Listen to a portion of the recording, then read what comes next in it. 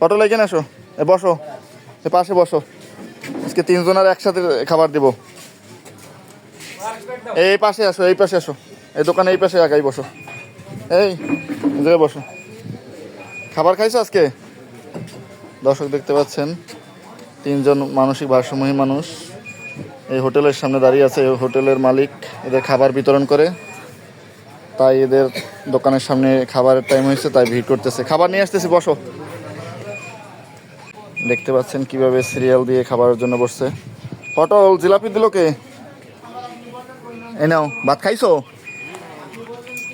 খাও না? দেখতে পাচ্ছেন এক এক করে খাবার দিছি। তোমার দেবো খাবার? খাও না আজকে? খাবার খাইছো?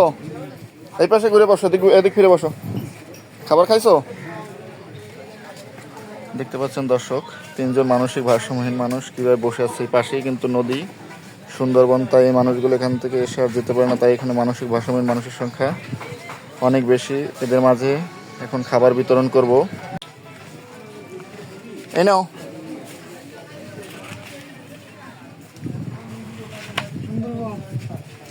তুমি খাইছো? খাও নাই? এদিক ফিরে বসো, আস্তে আস্তে খাও। ওই পানি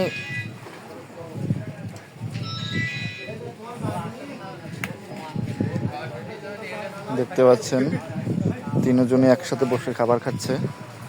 একজন খাবার পাওয়া বাকি। এই নাও।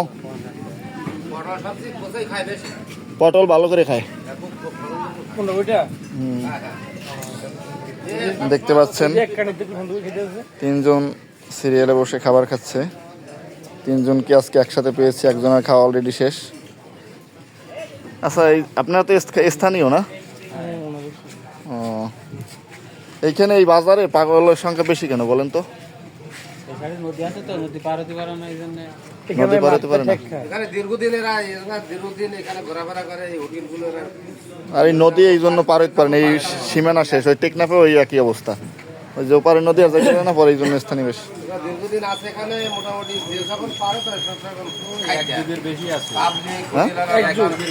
ওই পটল। যাই হোক দর্শক, সবাই এদের সহযোগিতায় এগিয়ে আসবেন। আপনাদের সহযোগিতায় বেঁচে থাকুক এই মানুষগুলো, সবাই এদের সহযোগিতায় এগিয়ে আসবেন।